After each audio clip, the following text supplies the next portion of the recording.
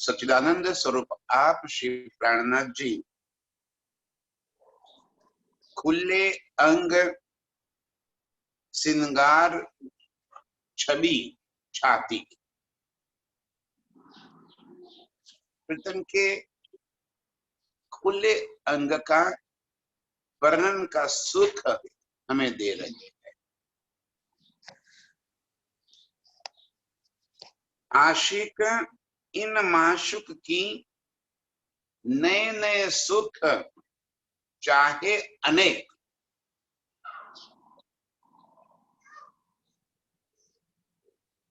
जो प्रीतम की आशिक रूह है वो पल पल नए नए सुखों की चाहना कामना बस यही करती रहती है। किन स्वरूप से किन श्रृंगार से कैसे मेरे प्रीतम की अनुपम शोभा अनुपम सौंदर्य मेरे दिल के अंदर बस जाए। ये आशिक रूह की हमेशा चाहना होती है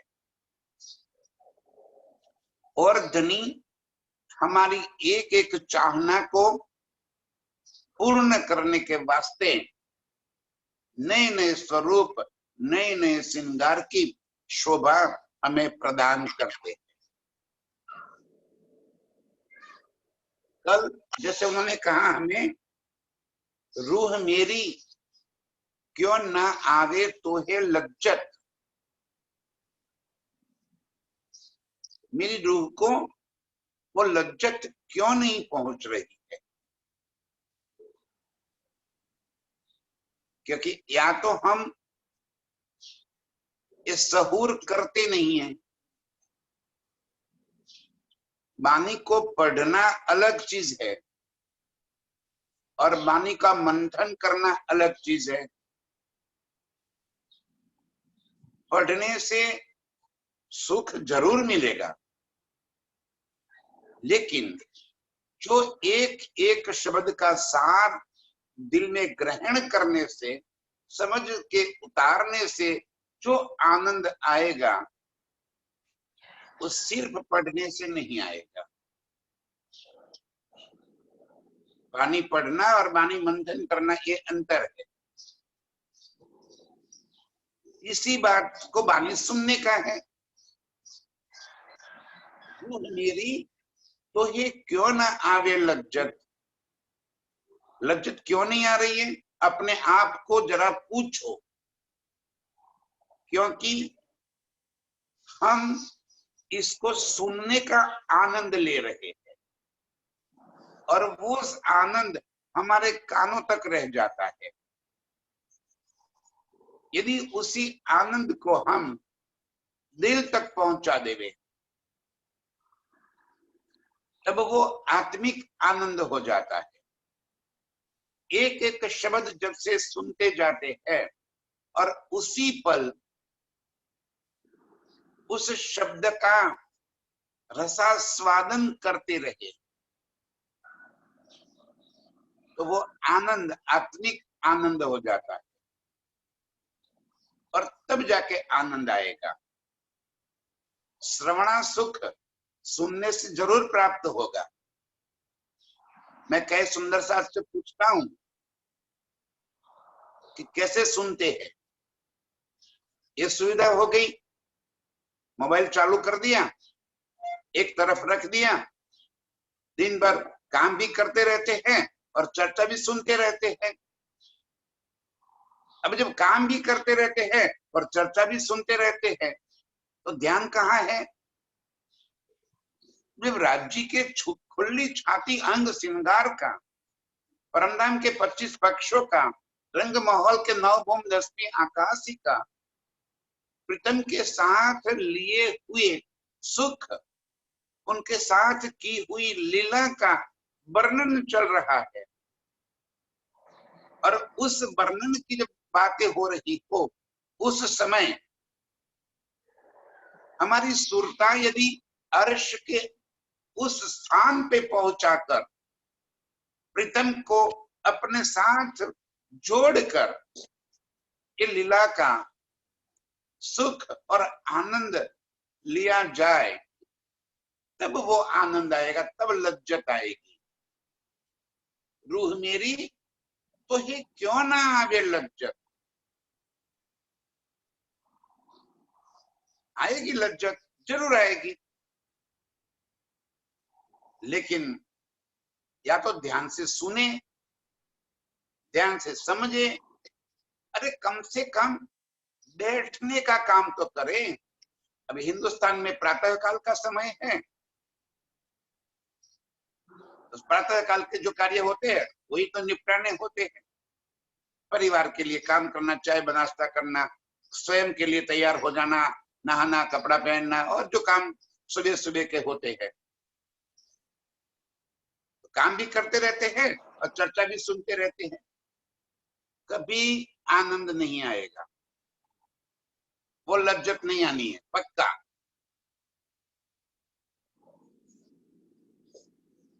अरे चित्त देकर इस बात को सुनना है, एक एक शब्द को दिल में उतारना है। ये कहाँ की बातें हो रही है? यदि उसको एक एक शब्द को सुनकर उस सुरता को उस स्थान पे न पहुंचा दिया, आनंद कैसे आएगा? कहां से लज्जत आएगी? यही बात इंद्रावती कहती है। इंद्रावती को तो लज्जत आ रही है, हम रूहों के वास्ते कह रही है कि मेरी रूह तो ही क्यों ना आवे लज्जत। तो कारण तो ये बता दे रहे हैं, ये कारण है कि लज्जत नहीं आ रही है। बाकी अर्श की रूहों को अर्श की बात होती हो और अर्श की लज्जत ना आवे, ऐसा कैसे हो सकता है? अब क्या रहे करदनी, आशिक इन माशुक की नए सुख चाहे अनेक। दिल में प्रतिपल ये चाहना होती रहती है कि नहीं और अधिक सुख, और अधिक सुख। और मेरे प्रीतम हमारी एक एक चाहना पूरी करते हुए हमें पूरे सुख दे रहे। आज मेरे दिल में आया कि प्रीतम के खुले अंग, छाती का श्रृंगार देखना है, तो वस्त्र कहां से आएंगे? वस्त्र है क्या? बार बार ये बात समझा रहा हूं, अर्श में कोई वस्त्र आभूषण है ही नहीं, तो है क्या? सारा प्रीतम का ही स्वरूप नूर ही तो है। और जैसे जिस स्वरूप को हम रूहें देखना चाहते हैं, वैसा ही स्वरूप तुरंत ही दिखाई देने लगता है।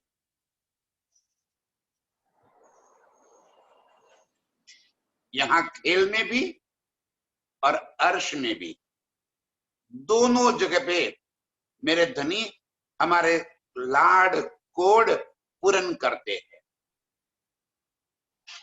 यहाँ भी वो हमारे साथ ही तो है, उनका हुक्म हमारे साथ है, वो पल पल हमारे दिल के ऊपर, दिल के अंदर विराजमान है। जब हमने कह दिया कि अर्श तुम्हारा मेरा दिल है, तो मेरा दिल में मेरे प्रीतम का वास है, तो मेरे दिल की चाहनाएं वो जानते हैं कि मेरे दिल में क्या चाहनाएं हो, और वो चाहनाएं पूरी करना। अर्श में जैसे धनी ने कहा तुम चाहना करो उससे पहले मैं तुम्हारी चाहनाएं पूरी कर देता हूं। तो खेल में भी यही बात है, यहां भी हम चाहना करें उससे पहले मेरे धनी हमारी चाहनाएं पूरी कर दे। लेकिन चाहना करके तो देखो कि मुझे आज प्रीतम को किन विध देखना है, किन श्रृंगार में, किन स्वरूप में। प्रीतम उसी श्रृंगार, उसी स्वरूप में, उसी लाड़ कोड़ में, उसी लज्जत में हमें सुख देते हैं, हमारी एक एक चाहना को पूरी करते हैं। इसलिए यहाँ पे कह दिया कि हम अनेक अनेक सुख चाहते हैं। निरखे नए नए सिंगारा, जाने एक से दूजा विसेका। कैसे? निरखे नए नए श्रृंगार। आप चाहना तो करो, और वो भी कैसे? एक से दूजा विसेक। विसेक माने और अधिक सुंदर।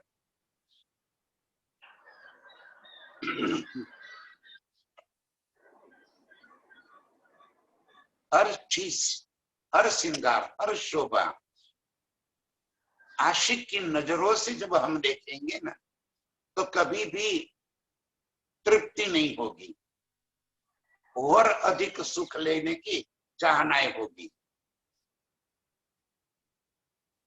कोई अच्छा भोजन जैसे हम यहाँ पे प्राप्त करते हैं ना, तो पेट भर जाता है, लेकिन मन नहीं भरता।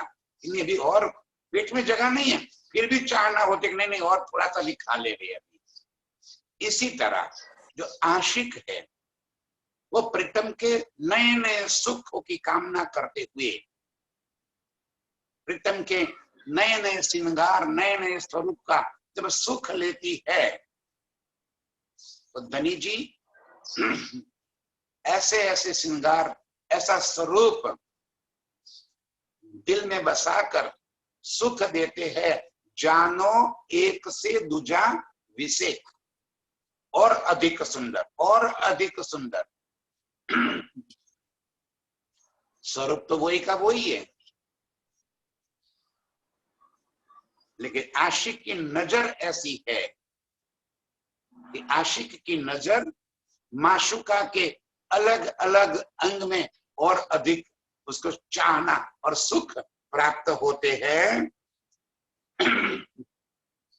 जुदे जुदे सुख ले हक के, रूह आशिक क्यों न अघाए। आशिक रूह कभी भी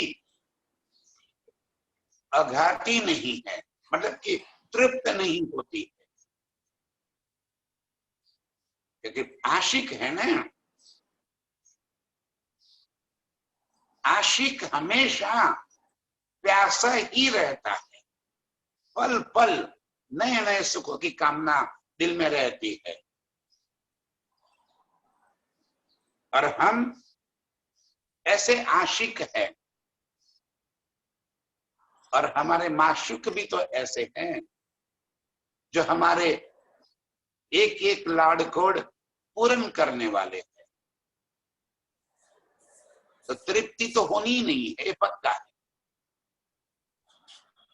आज एक सुख दिल में आया और अधिक सुख, और इस वास्ते आप परमधाम के 25 पक्षों की एक एक स्थान की लीला को देखें।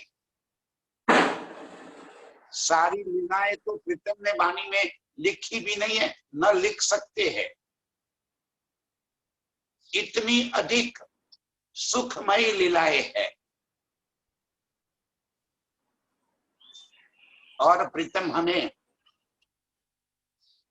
प्रतिपल नई नई लीलाएं, नए नए स्वरूप में नए नए सुख देकर तृप्त करने की कोशिश करते हैं। और हम एक से अधिक सुख और लेना चाहते हैं। जैसे एक सुख मिला तो फिर और हो गया कि नहीं, और अधिक सुख चाहिए, और धनी जी हमें और नए नए सुख देकर आनंद दे रहे हैं। ताथे जुदा जुदा वर्णना, सुख आशिक ले दिल चाहे। और इसीलिए हम आशिक रूहे अलग अलग स्वरूप में अलग अलग वर्णन करके प्रीतम के अलग अलग अंगों के सुख ले रहे हैं। जैसी रूह की चाहना है, तुरंत ही वो सुख हमें प्राप्त हो जाता है। जिन अंग की खूबी हम देखना चाहते हैं, उसी अंग की खूबी हमें और अधिक सुंदरता से मिलती है। ये दुनिया के आशिक और माशूक को देखेंगे तो ये दुनिया के आशिक माशूक एक दूसरे को देखते देखते देखते कभी नहीं अगाते। तो हम तो अर्श के आशिक हैं, प्रीतम के आशिक हैं। कैसे हमारी प्यास बुझेगी? खाना पीना खिन खिन लिया, प्यार अर्श रूहाना। खाना पीना खिन खिन लिया। क्या खाया और क्या पिया? ये संसार का खाना पीना अलग चीज है, अर्श का खाना पीना अलग चीज। अर्श में कभी भी भोजन की आवश्यकता नहीं है, वस्त्र की आवश्यकता नहीं है, नींद की आवश्यकता नहीं है, भोजन की आवश्यकता नहीं है। हमारा जो स्वरूप अर्श में मिला है, सुंदर साथ जी इस वाणी से हमें वो स्वरूप को दिल में धारण कर लेना है। तो कैसा स्वरूप है वो? न हड्डियां है, न चमड़ी है, न मांस है, न लहू है, न मज्जा है, और फिर भी वो स्ट्रक्चर है। वो नूरमयी स्ट्रक्चर, वो नूरमयी स्वरूप, सुंदरता का प्रतीक समझिए, क्योंकि उसी स्वरूप की प्रतिबिंब की लीला इस संसार में होती है। लेकिन यहाँ पे 5 तत्व है, अर्श में नूरमयी है। तो वहां पे जब लोही मांस हड्डियां है ही नहीं, तो न तो भोजन की आवश्यकता है, न वस्त्र की आवश्यकता है। एक ही तो तत्व है, नूर के सिवा और कोई तत्व नहीं है। तो कहां से भोजन बनेगा? कौन पकाएगा? उसको खाने की जरूरत है। बस इश्क ही हमारा खाना है, इश्क ही हमारा पीना है। आहार, आशिक का आहार ही इश्क होता है। इश्क ही तो हमारा बॉन्डिंग है, हमारा प्रीतम के साथ जो जुड़ाव है वो इश्क ही तो है। तो खाना पीना अर्श का क्या है? प्यार अर्श रूहन, रूहों का जो इश्क है वो ही हमारा खाना है, वो ही हमारा पीना है, वो ही हमारा श्रृंगार है, वो ही हमारा आनंद है। इश्क के सिवा और कोई आनंद या सुख या कोई लीला है ही नहीं। पल पल मासुक देखना, यही आहार आशिकाना। बस पल पल माशिक को देखना, प्रीतम के स्वरूप से नजर हटाना ही नहीं। वो अनुपम सौंदर्य है ही ऐसा, और वो भी आशिक की नजरों से देखना है। लैला काली थी, किसी ने मजनू को पूछा कि तू इस काली लैला ने क्या मोहित हो गया है? तब मजनू कहता है ये बात आप मजनू के नयनों से देखो, तब आपको पता चलेगा।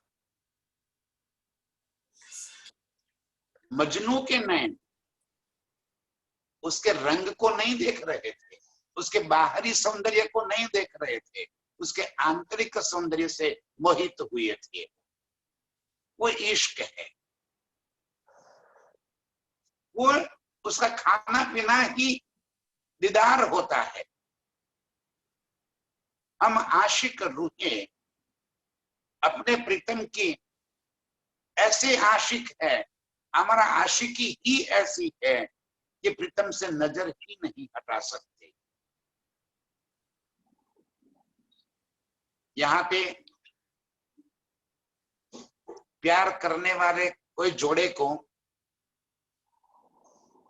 बहुत अच्छे किसी गार्डन के अंदर, वेल डेवलप्ड गार्डन, बहुत अच्छी स्थान, कोई देखने के जैसे कोई बहुत अच्छा स्थान हो, उस स्थान पे भेज दो आशिक और माशूक को, और उनको कहो कि 1 घंटे बाद हम फिर मिलेंगे। 1 घंटे बाद जब बाहर आ रहे, उनको पूछो कि आपने क्या देखा। बस मैंने उसे, उसे मैंने, एक दूसरों को देखने के सिवा और कुछ भी नहीं देख पाएंगे। तो हम तो अर्श के आशिक, मेरे प्रीतम के आशिक, और मेरे प्रीतम के अंग अंग की सुंदरता, उनकी छवि इतनी लाजवाब है कि वहां से हमारी नजर हटती ही नहीं। सुंदर साथ जी, ये हाल हमारे यहाँ पे होना चाहिए कि प्रीतम की वो अनुपम सौंदर्यवान वो स्वरूप हमारे दिल के अंदर बस जाए, ताकि हम पल पल उसका दीदार कर सके। यही आहार है आशिक का, और हम ऐसे आशिक हैं जो पल पल ये आहार लेते रहते हैं। यही हमारा खुराक है, यही हमारे अस्तित्व का कारण है, यही हमारी शक्ति है, यही हमारे सुख है कि पल पल आशिक को निरखते रहे। यही उस हमारे लिए सुख का कारण है। हक बैठे अपने अर्श में, सो अर्श मोमिन का दिल। हक बैठे अपने अर्श में, राज्य अपने परमधाम में बैठे हैं, और उनका परमधाम कहाँ है? तो कहते हैं सो अर्श मोमिन का दिल। रूहे राज्य में, राज्य रूही में, हम हक में, हक हम में, अलग है ही नहीं। यही तो वायदत है, अलगाव आएगा कहां से? एक दिल, एक स्वरूप, एक लीला, जुदागी कैसे हो सकती है? यहाँ खेल में आने के बाद भी इस इल्म से प्रीतम की छवि यदि हमारे दिल में एक बार बस जाए, तब हम कहेंगे अर्श तुम्हारा मेरा दिल है। और वो अर्श का सुख हमें पल पल मिलता रहेगा। इसीलिए कह दिया हक बसे अपने अर्श में। धनी जी अपने परमधाम में बैठे हैं, वो परमधाम है कहाँ? तो वो परमधाम मोमिन का दिल, हमारे दिल के अंदर बैठे हैं। अब जरा सोचो कि यदि प्रीतम हमारे दिल के अंदर है, तो क्या सुख कहीं बाहर प्राप्त होगा? जब वो अंदर बैठे हैं और सुख हम कहाँ ढूंढते हैं? प्रीतम को दिल में बसाए, और सुख यदि बाहर ढूंढे तो कहां से सुख मिलेगा? आशिक बसे अपने परमधाम में, तो वो परमधाम कहते तेरे दिल को बना दिया। अब जब प्रीतम मेरे दिल के अंदर बैठे हैं तो मुझे अर्श की सारी नियामतें मेरे दिल के अंदर मिलेगी, अर्श का सारा सुख मुझे मेरे अंदर मिलेगा। जब देवचंद्र जी महाराज को मिले तब भी यही कहा कि अब हम आए के बैठे तुम्हारे आकार में, मतलब कि मैं तेरे तन के साथ अब जुड़ जाया हूं। तो देवचंद्र ने पूछा मुझे क्या पूछना, जब आप अंदर हो तो मुझे और कुछ पूछने की आवश्यकता नहीं है। तो वही बात वही हाल हमारे है। प्रीतम जब हमारे दिल के अंदर है तो वो सुख हमें भी पल पल दे रहे हैं। इसलिए कह दिया कि वो बैठे हम रूहों के दिल के, अर्श तुम्हारा मेरा दिल है। तब जाके मेरा दिल परमधाम बन गया। और जब मेरा दिल परमधाम बन गया तो अब मुझे क्या पूछना, कुछ भी नहीं। प्रीतम को मैंने मेरे दिल में बसा लिए है तो अर्श का सुख मुझे यहाँ प्रतिपल मिल रहा है। याद करते ही अर्श के वो सारे सुख मुझे तुरंत ही अर्श में पहुंचा देते हैं। वो याद करना भी नहीं पड़ता है। आप जहां बैठे हो उस स्थान को आपको याद नहीं करना पड़ता, आप उस स्थान के अंदर ही हो। इसी तरह अर्श जब मेरा दिल बन गया तो मैं अर्श में ही हूं, तो अर्श की मुझे याद करनी नहीं पड़ेगी, चितवन करना नहीं पड़ेगा। वो तो पल पल उसी अर्श के अंदर रहकर अर्श की लज्जत लेती रहेगी रूह। और इसी तरह प्रीतम हमें अर्श के लज्जत दे रहे हैं। तो अनेक खूबी खुशालिया हम क्यों न लेवे मिल।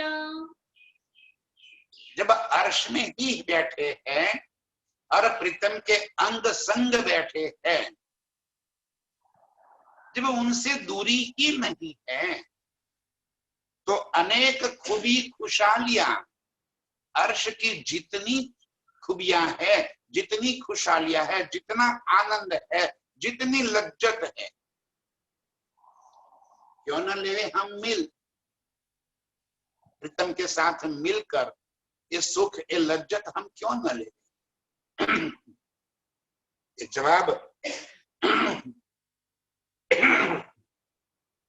मेरी रूह क्यों न आवे तो है लज्जत, इसी का यहाँ पे प्रत्युत्तर आ रहा है। एक एक चौपाई में प्रीतम हमें लज्जत दे रहे। अनेक खुदी खुशहालियां, जब अर्श में ही मैं हूं तो अर्श की खूबी, अर्श की खुशहालियां, मेरे प्रीतम का स्वरूप और मेरे प्रीतम के संग की लीला। मिल बैठे लेवे हम माने कौन? मैं और प्रीतम, और कोई नहीं। ये लीला मेरी स्वलीला है, जागनी यात्रा मेरी स्व यात्रा है। ये सामूहिक यात्रा कभी नहीं हो सकती, सभी की स्वयं की यात्रा है।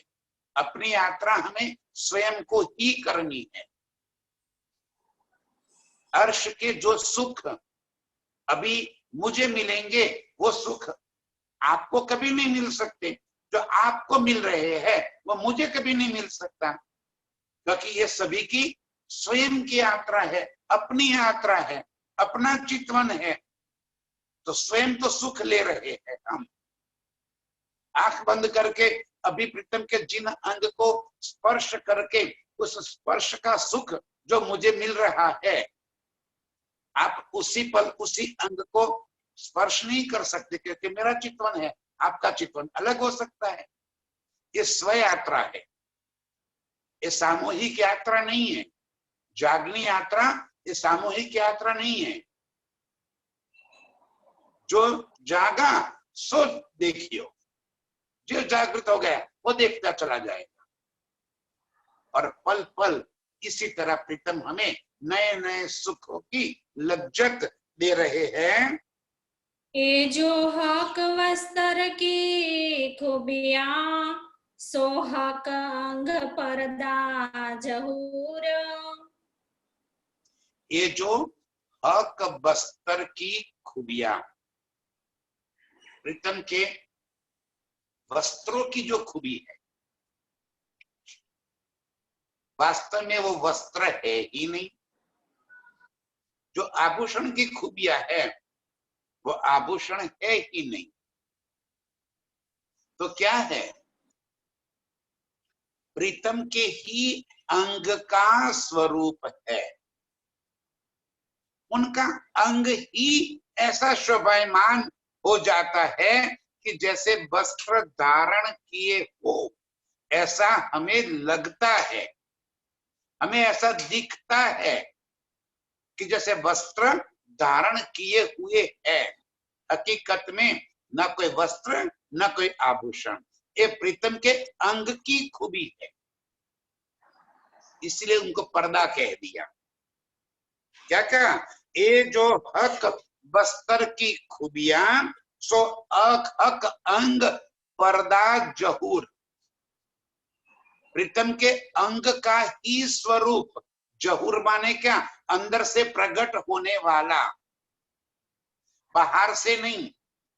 ये जो पहना है वो बाहर का पहना है तो उतार सकते हैं।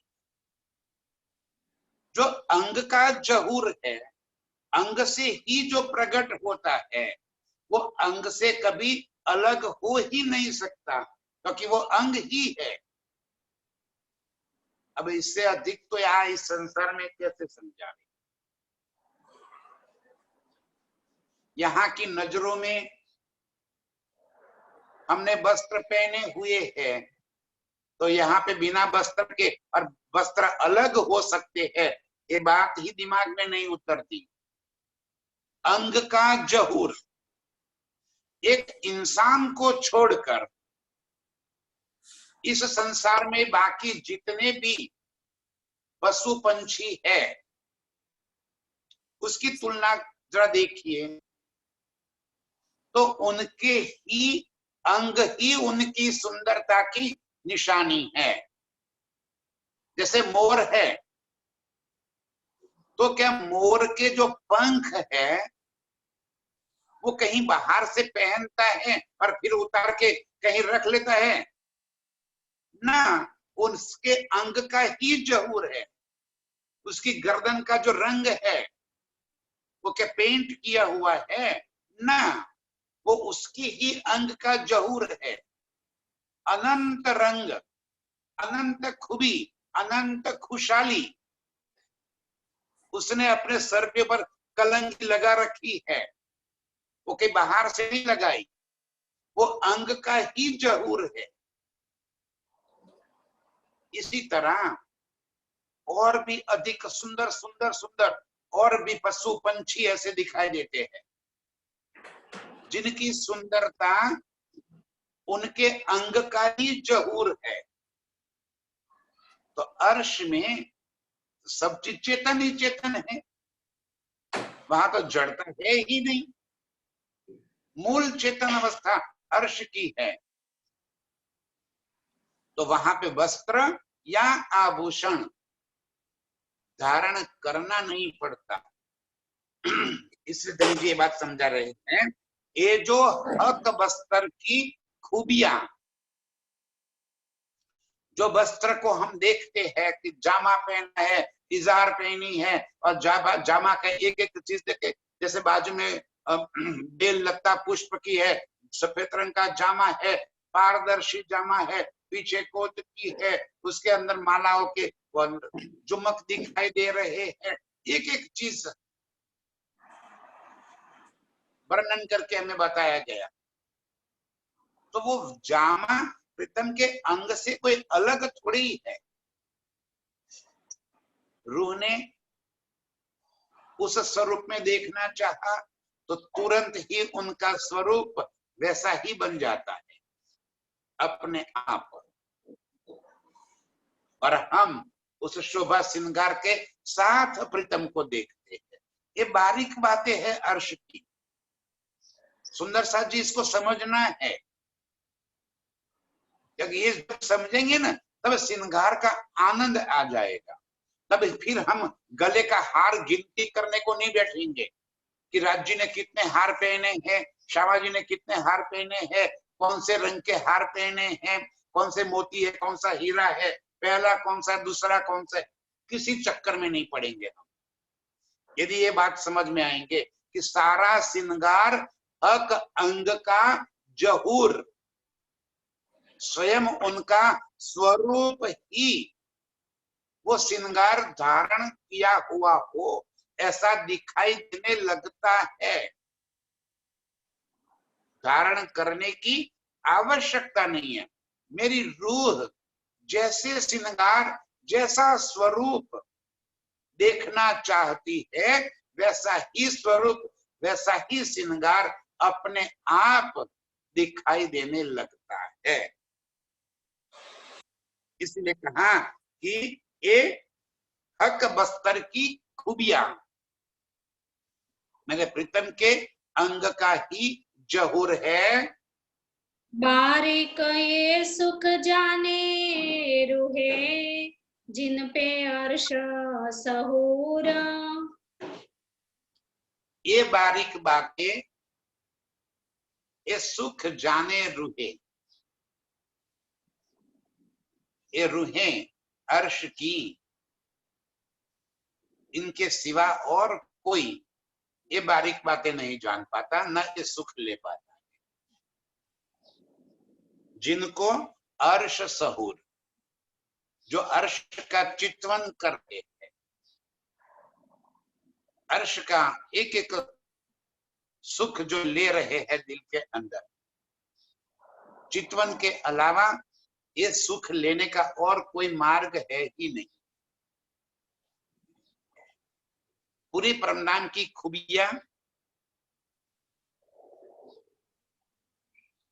मेरे प्रीतम के अंग का नूर। सुंदर साथ हमेशा ये फरियाद करते रहते हैं कि हमें स्वरूप नजर में नहीं आता, क्योंकि हम कोई टिपिकल निश्चित स्वरूप को चाहते हैं, जबकि वो निश्चित स्वरूप नहीं है। आप जैसा दिल में चाहोगे वैसा ही स्वरूप आपको दिखेगा। जो श्रृंगार आप देखना चाहोगे वो ही श्रृंगार आपको दिखेगा। अर्श के अंदर 25 पक्षों में जहां की भी आप चाहना करोगे अपने आप को प्रीतम के संग वहीं पे पाओगे। उसके लिए जो स्थान है वो कैसा, जैसा आप चाहते हो वैसा वो स्थान है।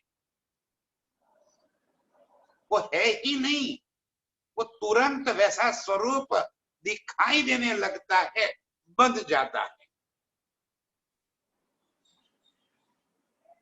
लेकिन ये बारीक बातें अर्श की बिना सहूर बिना चितवन के कभी पता नहीं चलेगा। अभी सब्जेक्ट ही ऐसा है, ये विषय ही ऐसा है कि जहां बिना चितवन के और कोई बात हो ही नहीं सकती।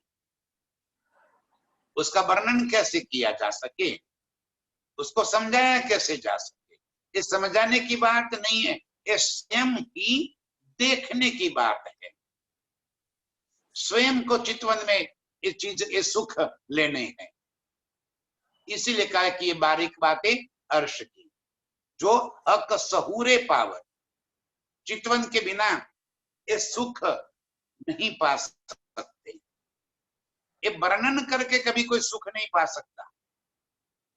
आंख बंद करके अपने आप को अर्श के अंदर महसूस करो, प्रीतम के अंगों के साथ अपने आप को जोड़ दो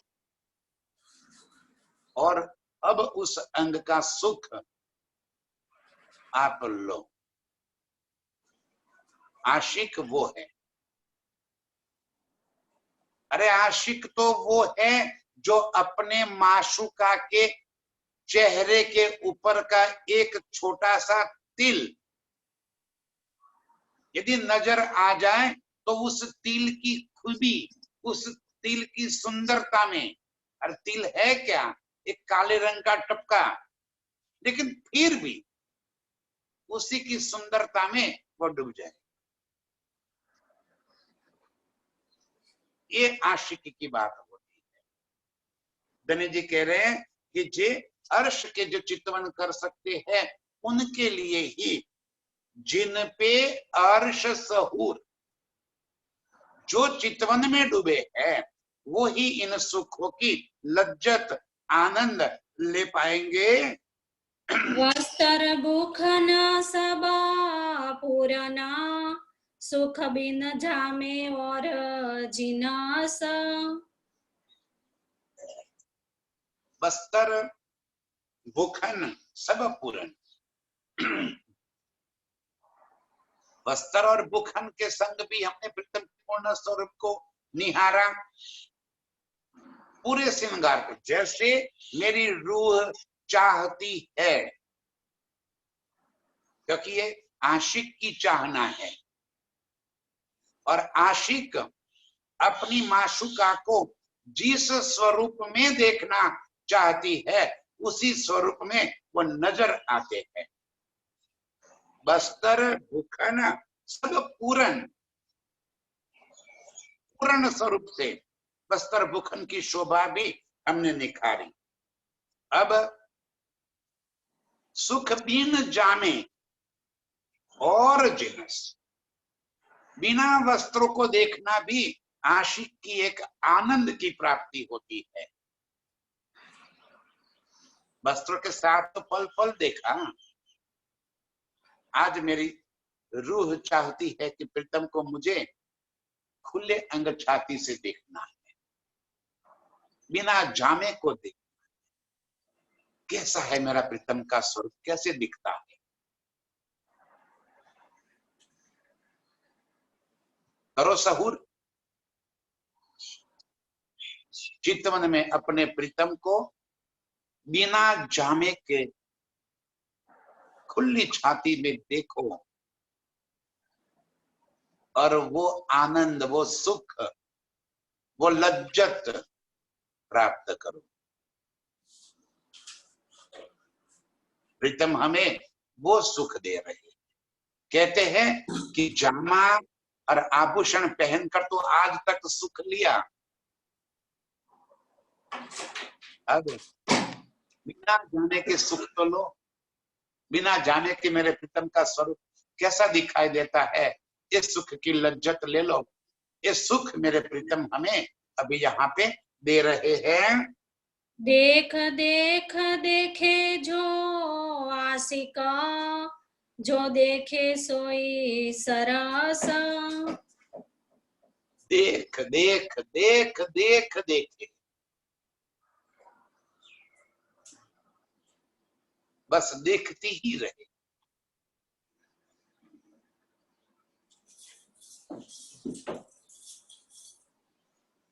प्रीतम के एक एक अंग को बिना वस्त्र के देखकर उस सुंदर स्वरूप को दिल में बसा लो।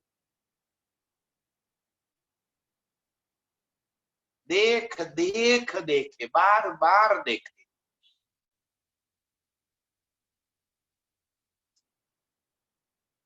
ये तो 1 मिनट में 2 मिनट में चर्चा पूरी हो जाएगी, लेकिन देख देख देखे का अर्थ ये है कि कई घंटों तक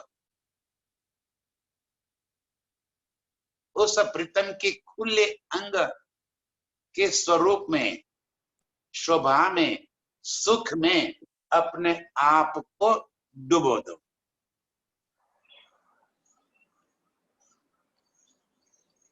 देख देख देखे रूप, बार बार देखती रही।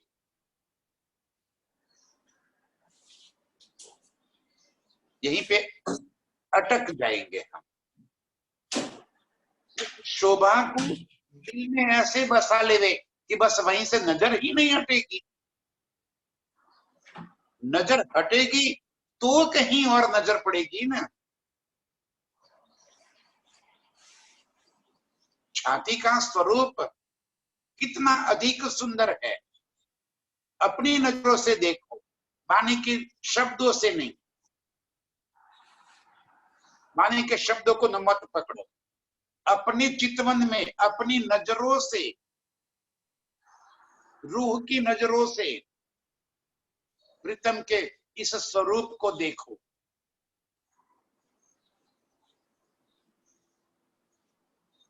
देख देख देखो। जो आशिक है वो नजर कभी हटा ही नहीं सकती वहीं से।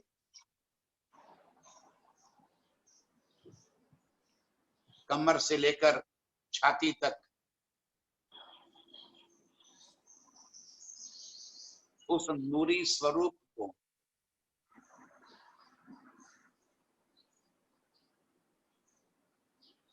उसकी सुंदरता को जरा दिल में भर लो। कैसा अप्रितम स्वरूप, सुंदरता, नरम कोमल सुगंधित चेतन।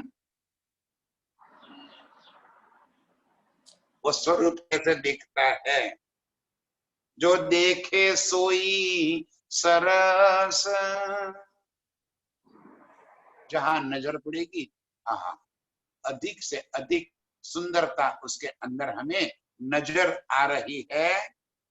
कटी को महलाती पतली सुंदर छाती गौर। ध्यान से ये जो वर्णन किया वो इस संसार के हमारे आपके जैसे स्वरूप का नाम लेकर अर्श का वर्णन कर रहे हैं। अब उसी बात को प्रीतम के अर्श के नूरमयी स्वरूप को दिल में बसा लो। और कोई रास्ता नहीं है। यहाँ के मसाला लिए बिना अर्श का वर्णन हो ही नहीं सकता। कि वहां की जो बातें है वो यहाँ पे शब्द है ही नहीं। कैसे बिना शब्दों के उसका वर्णन हो सके? शब्दातीत जो प्रीतम है मेरे, वो शब्दातीत को शब्द में लाना है।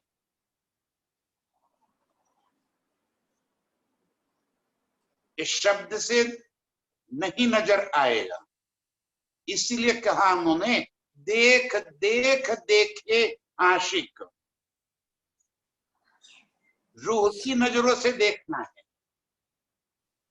कैसे कटी है, कटी माने कमर, कितनी पतली, क्योंकि यहाँ पे हमारी सुंदरता का नजरिया पतली कमर से है। इस हिसाब से ये सुंदरता का वर्णन कर रहे हैं भी। कटी, कोमल, अति पतली। कोमलता भी है, पारदर्शी है जैसे कांच की पुतली, और फिर भी सुंदरता का अनुपम अनुपम प्रतीक है।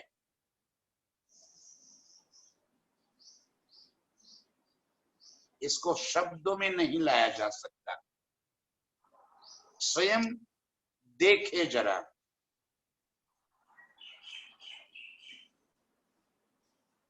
कैसे कटी अति कोमल और पतली छाती कैसी सुंदर। गौर माने सफेद नहीं, गौर माने उज्जवल।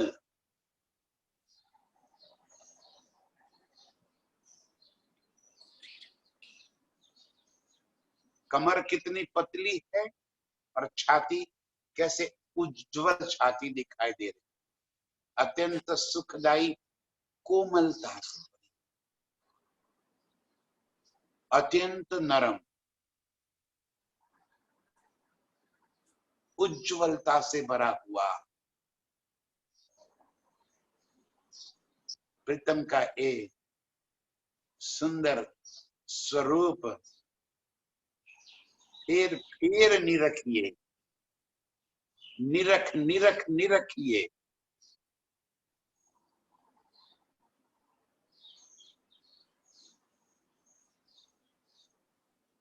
ये देखते ही रहना, ये आशिक का सुख है।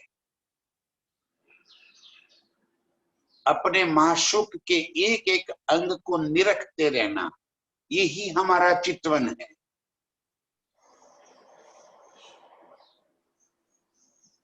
चितवन में कोई स्थूल चीजें थोड़ी है, चितवन अपने माशूक का है। आशिक के दिल में अपने माशूक के सिवा और कोई चीज नहीं हो सकती। और अपने प्रीतम आज हमें अपने अंगों की सुंदरता का बयां करके हमारी नजरों को अर्श की और मोड़कर अपने खुले अंग का दर्शन करा रहे, दीदार दे रहे हैं। अपनी सुरता को अर्श ने प्रीतम के पास, इतनी नजदीक हूं मैं कि प्रीतम के कमर में अपना हाथ रख सकती हूं, उनकी छाती में अपना सर रखकर वहीं पे अपने आप को छुपा सकती हूं।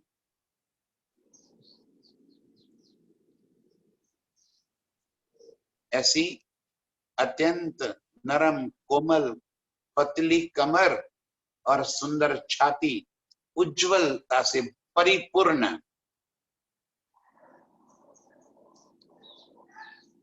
अनुपम सुंदरता को मैं निरख रही हूं। देख देख सुख पाइए, जो होवे अर्श सहोरा। देख देख सुख पाइए, जो होवे अर्श सहो। यदि ये चितवन है अर्श का सहूर, तभी तो ये सुख मिलेगा। ये वर्णन नहीं हो सकता, ये शब्द में नहीं आ सकता, बस उसकी अनुभूति में ही आ सकता है। प्रीतम के इस अंगों के साथ अपने आप को महसूस करो, उसकी कोमलता को अपने हाथों से महसूस करो, उसकी उज्जवलता को अपने नैनों से महसूस करो।